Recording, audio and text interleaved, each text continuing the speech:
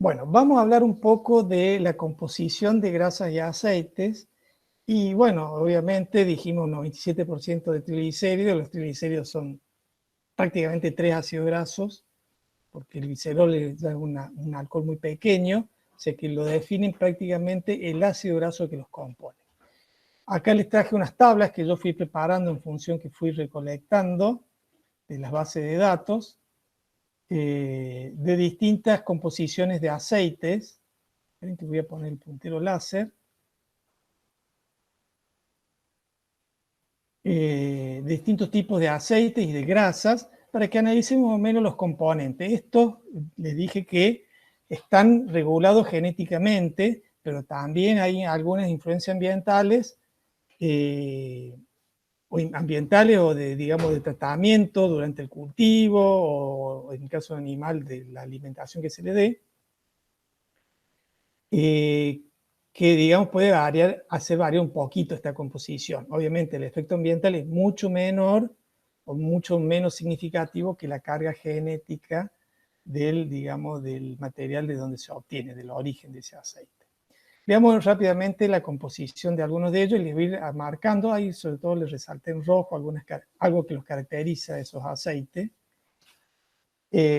Por ejemplo, si hablamos de un aceite de soja, soja tiene más o menos un 10%, entre un 18 y 20% de aceite. Los componentes principales de la soja es el 18,2, el linoleico. También se caracteriza porque tiene linolénico, el omega 3, que es un ácido graso muy buscado por su característica esencial que tiene para la nutrición. Si bien el oleico también es esencial, el que más se busca es el linoleico, es el omega 6, lo que más se busca siempre es el omega 3. Pero bueno, la característica principal es muy rico en linoleico, tiene linolénico muy insaturado, muy inestable. Porcentaje de saturado, también hay que ver los porcentajes de saturado, eso es fundamental. Hoy se está buscando mucho la alimentación saludable y se trata de bajar al máximo los contenidos de saturado de las grasas y de los aceites también. Tratar de que la menor cantidad posible de ácidos grasos saturados en las dietas, porque eso va a dar una alimentación saludable y va a prolongar la vida de las personas, digamos, llegando a edad avanzada en un mejor estado de salud. Por ejemplo, en el caso de la soja, el porcentaje de saturado es bastante alto. Fíjense, el girasol, si bien es muy parecido a la composición de un aceite de soja, tiene mucho linoleico, no tiene linolénico, pero mucho linoleico. El porcentaje saturado es bastante bajo, tiene un 10% de saturados. Es también un ácido graso muy insaturado, es muy inestable. En el caso del aceite de maní, el maní común, el maní, no vamos a decir el maní no argentino, porque en Argentina se produce hoy maní altoleico en un 95%. O sea, prácticamente decimos que Argentina es un país productor de maní altoleico. Pero el maní común, el que van a encontrar en otros países como Estados Unidos, China, la India, Sudáfrica, Australia, aunque Australia ha copiado el modelo argentino y si bien la cantidad de maní que produce Australia no alcanza su autoabastecimiento, lo está haciendo de la variedad altoleico. Fíjense, el maní en general tiene mayor cantidad de oleico, pero tiene mucho linoleico, pero lo característico del maní son los ácidos grasos de cadena larga. Fíjense que en estos aceites, los únicos que tienen, porque acá están los dos maní, que tienen ácido graso de cadena larga es el maní. Tienen de 20, 22 y 24 carbono. Tiene un porcentaje de saturado, este maní, el común, bastante importante. Tiene 8, 10, 11, 3,5, 14, más o menos 14, 15, por ahí, 14, 15%. Tiene mucho saturado. Pero si pasamos un maní altoleico, fíjense que cae totalmente el linoleico, aumenta muchísimo el oleico, y otra característica es que baja mucho los porcentajes de saturado. Pasan a tener un 3% menos, por lo menos. Se tiene alrededor de un 12% de saturado. El saturado en el ácido graso se habla directamente de lo que es una sigla que es SAFA. SAFA significa Saturated Fatty Acid. Eso es el nombre SAFA. Entonces, a nivel internacional preguntan, ¿cuál es el contenido de SAFA? El contenido de SAFA. Bueno, acá un poco más alto, acá bastante más bajo. El de girasol es más bajo, el de soja es mucho más alto. Por ejemplo, un aceite de oliva, muy rico en oleico también, parecido a un maní alto oleico, no tiene los de cadena larga, muy poco linoleico, no tiene linolénico, hasta ahora vimos ninguno de estos tiene linolénico, ninguno de todos estos que están en esta pantalla. Tiene mucho saturado también, mucho 16,0, 19, sumándole el 18,0, 19% de SAFA. La palta, por ejemplo, dice, la palta, aceite de palta, eso te va a prolongar la vida de por siempre. No, es un aceite muy parecido al de oliva. Fíjense, tienen los dos mucho oleico, los dos linoleico. Saturado también es bastante, bueno, acá tiene el raro de la palta que tiene mucho 16,1, que normalmente los aceites encuentran 0,1, 0,2%. Acá no, tiene un 4%, eso es lo único raro que tiene palta. Pero bueno, no es un aceite milagroso como los que muchas veces se los quieren vender. Yo diría que el aceite de palta y un aceite de oliva son muy similares. Esa sería mi definición. El de canola. El de canola es un aceite que es muy parecido al de soja. Fíjense la composición que tiene. Tiene, lo que sí se invierte acá, tiene también linolénico, 18,3, un poquito más que la soja, que tiene 8%, pero la soja tenía mucho linoleico y poco oleico. Acá se dio vuelta, tiene mucho oleico y poco linoleico. Y lo que más destaca en la canola, el bajísimo contenido de ácido graso saturado. Es decir, que el aceite de canola realmente es una maravilla. Si hablamos desde el punto de vista nutricional, tiene un balance ideal de oleico, linoleico, linolénico y muy bajo en saturado. Es realmente un aceite muy bueno desde el punto de vista nutricional. En Argentina es un aceite prácticamente desconocido. Argentina podría ser uno de los principales productores mundiales de aceite de canola si quisiera. Hoy tiene las tierras para hacerlo. La parte agropecuaria, el mercado no se lo ha pedido, o la parte agropecuaria no ha sabido desarrollar el cultivo en la parte agrícola de nuestro país. Pero es realmente un aceite muy bondadoso. De hecho, si uno va a los países del hemisferio norte, sobre todo países del primer mundo, ustedes van a las góndolas del supermercado y el aceite más barato y más común que van a encontrar es el de canola. Lo van a encontrar como el aceite, distintas marcas de todo tipo, el principal en venta, digamos, nosotros creemos que el de girasol. No, es un gusto argentino, no es un gusto mundial. Salen de Argentina y le va a costar conseguir aceite de girasol. Se consigue, no digo que no, pero no es el aceite más buscado. El aceite normal de cocina en otras partes del mundo, generalmente es el de canola. Un aceite muy barato y muy bueno nutricionalmente hablando. Muy bajo en SAFA, muy bajo en SAFA, y un equilibrio muy bueno en los ácidos grasos oleicos, sería el omega 9, omega 6 y omega 3. El aceite de algodón, muy rico en palmítico, o sea, un ácido graso muy saturado. También tiene mucho linoleico, o sea, una mezcla de saturado y un ácido graso poliinsaturado. Una mezcla medio rara. También tiene 14,0, un porcentaje bajo, pero bueno, aparece ahí. El de palma, bueno, el nombre lo dice todo.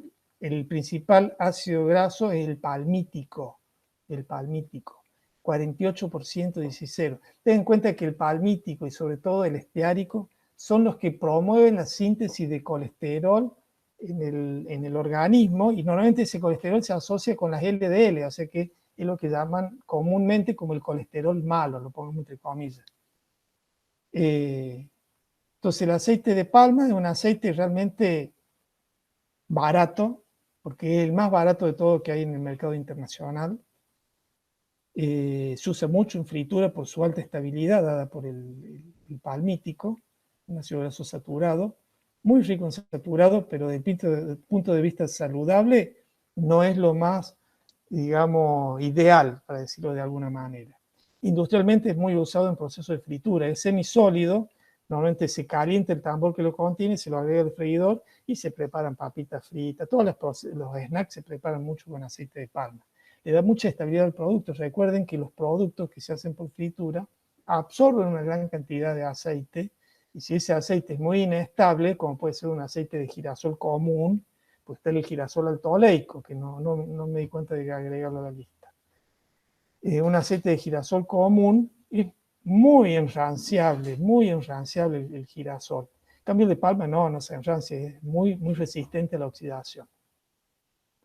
El aceite de coco, fíjense, todos los ácidos grasos de cadena corta que tiene, muy rico en saturado, 3% de esteárico, 8% de palmítico, después tiene 14,0, 18%, 12,0, 48%, y ácido graso de 10 y 8 carbono. Se parece más bien una manteca más que un producto, digamos, de origen vegetal. Una grasa que tiene un sabor muy característico, muy buscado, tiene mucho que ver con el sabor típico de la grasa de coco, además, digamos, de todo ácido graso, al ser de cadenas cortas, comienzan a tener una cierta volatilidad y le va dando un cierto aroma característico. El aceite de maíz, una porquería, muy parecido al de girasol, muy inestable, tiene mucho 18,2, también tiene bastante saturado, realmente no aporta nada. Lo único que puede aportar un poco de caroteno, pero hay que asegurarse de que no se degraden durante el proceso de refinación. O sea, usted me dice, ¿me recomienda el aceite de maíz? Y digo, usa aceite de girasol, o sea, cualquiera, lo mismo. Es caro para colmo. Yo no lo recomendaría. Y se obtiene solamente por extracción con solvente. Recuerden que el aceite de maíz se saca del embrión.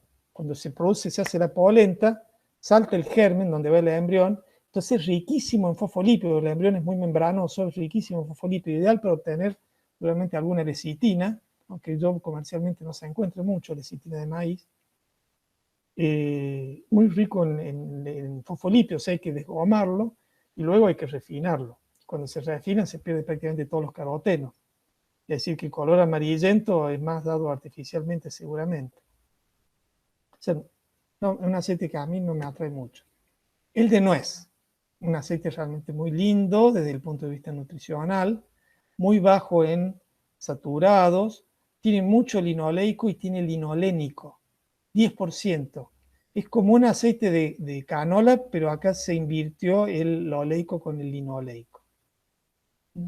Es un aceite muy bueno. Recuerden que la nuez tiene 65 a 70% de aceite, o sea que es puro aceite cuando se consume la nuez. Además se extraen por prensado en frío para mantener el sabor de la nuez y son aceites carísimos y que a su vez son muy perfumados o con mucho sabor, digamos, característico del producto de donde se obtiene. Lo mismo que la almendra, un aceite también. La diferencia de la nuez no tiene, igual que la avellana, pues fíjense, la almendra y la avellana son muy parecidos los aceites, muy ricos en oleico, son aceites más estables. Obviamente esto se obtiene por prensado en frío y se vende mucho por, digamos, el tipo de fruto que le da origen. Pero bueno, tanto el de almendra como el de avellana son ricos en omega 9 y seguido con omega 6, pero no tienen omega 3. Es mucho mejor en ese caso el aceite de nuez si lo analizamos desde el punto de vista nutricional. Bueno, pasemos a los aceites estrellas, que son hablando del punto de vista de los vegetales, el de lino y el de chía. Sobre todo el de chía tiene mucha propaganda por el origen de la chía. Es como un cultivo, digamos, natural de América cuando llegaron, o un producto que lo cultivaban los indígenas naturales de América, y es muy rico en omega 3, en linolénico. Tiene más del 50%. O sea que es riquísimo, altísimo en omega 3, igual que el lino. Si comparamos el lino y la chía, realmente son aceites muy, muy parecidos. Tiene más omega 6 la chía que el lino, uno tiene 24, otro tiene 13. Es como que está invertido el oleico, el linoleico, comparando lino con la chía, ¿no? Los dos son muy buenos aceites, muy nutritivos en el sentido de que aportan mucho omega 3, un ácido graso esencial muy importante, sobre todo en la alimentación digamos, de los niños durante el crecimiento, porque eso fomenta o favorece el desarrollo del sistema nervioso, que tiene mucho que ver con la inteligencia. Pasemos a grasas animales. Dejamos las grasas vegetales de lado, pasamos a los animales. Van a ver que acá empiezan a predominar mucho los saturados. Veamos, por ejemplo, la manteca. Obviamente la manteca, para llegar a esta composición, tiene un proceso de maduración. Fíjense que muchos ácidos grasos saturados, 14% de 18,0. Recuerden que el 18,0 promueve mucho la síntesis de colesterol ligado a LDL, o sea, proteínas de baja densidad, que son, sí, de baja densidad, bien digo, que son las que se llaman el colesterol malo. Mucho 16,0 y bueno, ácidos grasos saturados de cadena corta. Por eso le dije que para el aceite o la grasa de coco era parecido más bien a una manteca. Otro detalle a tener en cuenta, ustedes dicen, las mantecas es grasa saturada, grasa saturada, grasa saturada. Vamos a ver la composición, cuál es el principal ácido graso, el oleico, un ácido graso insaturado. O sea que, fíjense cómo se combina en lo que es el punto de fusión, la composición de los ácidos grasos con, digamos, saturado, insaturado, la longitud de la cadena para terminar dando un producto que sea sólido o líquido a temperatura ambiente. En el caso de la manteca es sólida. Pero el principal ácido graso sigue siendo el oleico. Si vemos, obviamente, el nivel de SAFA, de ácido graso saturado, es altísimo. Sumando todo esto que tenemos acá, tenemos prácticamente un 60% de saturado. Una grasa de cerdo, lo que es la panceta, el bacon que tanto le gusta a los americanos, bueno, fíjense la composición que tiene. Muchos saturados. El principal es el 16,0, también altísimo en 18,0. Ya no tiene ácidos grasos saturados de cadena corta. Pero nuevamente, el principal componente es un ácido graso insaturado, el oleico. También tiene el linoleico. La grasa de cerdo también se maneja mucho la composición, si ustedes quieren, con la alimentación del cerdo. No es lo mismo alimentar el cerdo con aceite o grasas de soja o aceites de soja o de maní o otras grasas, que bueno, obviamente puede influir un poco en la composición que tiene, el nivel de saturación que tiene la grasa.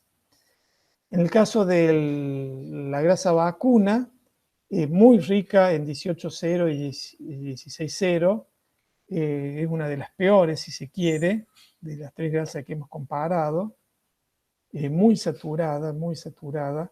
El principal ácido graso nuevamente es el oleico, un ácido graso insaturado. Pasemos al aceite de krill, un organismo marino, es un tipo de crustáceo, sí, crustáceo creo que es. Sí, un crustáceo, me confundo a veces crustáceo con molusco, es un crustáceo, forma parte del plancton, es consumido por los peces, sobre todo los peces que filtran, o organismos marinos que filtran, no necesariamente peces. Y luego, obviamente, el organismo marino que consumió el krill, después comido por otros peces, que a su vez va incorporando este tipo de grasa. Y esta grasa es muy valiosa, si bien usted dice, uy, tiene mucho 16,0, mucho 14,0, pero tiene muchísimo de los ácidos grasos insaturados más buscados en la nutrición, digamos, humana, que es el EPA y el DHA. Son los ácidos grasos estrellas, son los omega 3 más buscados porque son los que se incorporan directamente o muy utilizados en la parte del sistema nervioso. Regula mucho la fluidez ahí, tiene mucho que ver con inteligencia. Fíjense, tiene un 22% de EPA y un 3% de DHA. Cuando pasamos un aceite de calamar, obviamente también acá el 16 es muy abundante, pero es muy rico en estos tres ácidos grasos. El aceite de calamar realmente tiene unas propiedades extraordinarias. Cuando ustedes consumen suplementos, busquen que, muchas veces, tiene aceite de peces. Bueno, pero traten que sea aceite de calamar. Fíjense, muy bueno porque tiene el araquidónico, el EPA y el DHA, pero predomina el DHA más que el EPA, a diferencia del de CRI. Bueno, otro de los componentes que vamos a encontrar en una grasa, ya menos del 1%, obviamente, o a veces está entre el 1,5% o 1%, lo que son los insaponificables. Y dentro de los insaponificables tenemos los esteroles, que seguramente son menores al 1% en una grasa o en un aceite. Obviamente en las plantas encontramos los fitosteroles, por eso acá tenemos los aceites vegetales. Fíjense, en esta parte de la tabla está el campesterol, citosterol, estigmasterol, avenasterol, acá es avenasterol, no avenasterol.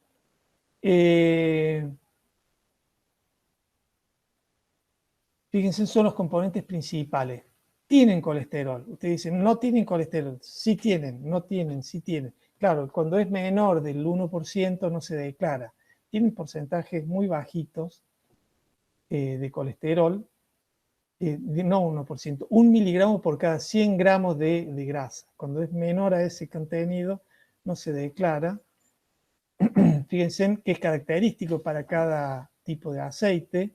Si hablamos de un aceite de girasol, digamos, predomina el citosterol. En casi todos predomina el citosterol, es el más abundante, pero en algunos casos el campesterol, por ejemplo, un aceite de maíz tiene mucho campesterol, también tiene los otros aceites bastante, pero el principal siempre es el citosterol, lo que lo caracteriza. Más o menos los porcentajes, si bien hay superposición entre los distintos aceites, muchas veces se los usa para tratar de detectar de que no haya fraude cuando se mezclan aceites para, digamos, tener algún beneficio.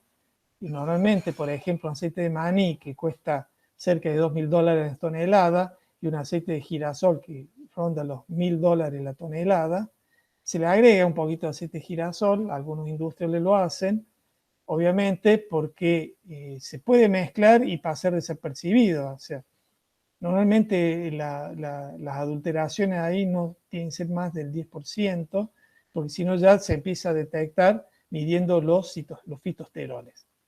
Empiezan a medir los fitosteroles y ahí van a ver que bajaron, se fue cambiando no solo la composición de ácidos grasos, dentro de los límites permitidos que caracteriza cada aceite, pero también se cambian los fitosteroles. Entonces, por ahí se detectan adulteraciones para aquellos industriales tramposos, se utilizan los fitosteroles. Los fitosteroles muy buscados, ustedes ya incluso en muchas rotulaciones de alimentos hablan, presentan fitosteroles. Claro, si ustedes tienen un aceite vegetal, van a aparecer estos fitosteroles, no compiten, digamos, a nivel humano, nutrición humana, no aportan colesterol y disminuyen, digamos, la síntesis de colesterol que realiza el organismo. O sea que son beneficiosos desde ese punto de vista y además al ser insaturados, muy insaturados, disminuyen la síntesis de colesterol, no fomentan la síntesis de colesterol, por lo tanto son muy beneficiosos desde el punto de vista nutricional la presencia de fitosteroles, digamos, en los alimentos. Pasamos a los alimentos de origen animal. Bueno, el seso. No sé si ustedes alguna vez han consumido torrejas de seso. Yo recuerdo cuando era chico, mi mamá me hacía torrejitas de seso. Realmente era una trompada, digamos, al consumo de colesterol. Tiene 2.000 miligramos por cada 100 gramos. Claro, el seso es el sistema nervioso. El sistema nervioso son muchas neuronas. Las neuronas son puras membranas y todas las membranas son muy ricas en colesterol. Por eso tiene tan elevado el nivel de colesterol, digamos, lo que es el seso de los animales.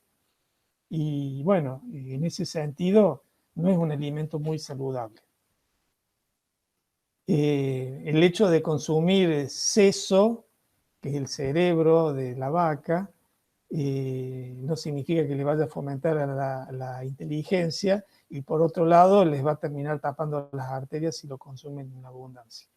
La yema de huevo también tiene mucho, claro, tiene mucha membrana. Recuerden que el huevo está hecho para, digamos, que forme o crezca el embrión del pollito, y el embrión son muchas células, mucha membrana, y tiene que tener su reserva de colesterol, porque cuando a medida que se vayan formando las células del embrión, a medida que va creciendo ese embrión dentro del huevo, va a necesitar, digamos, de este nutriente para darle fluidez a las membranas. Las carnes, la carne de cerdo, y acá tienen, es la que más tiene, si comparada con la vacuna o con la de pescado es la que menos tiene, y la manteca tiene un nivel bastante importante, 240 miligramos por cada 100 gramos de materia grasa.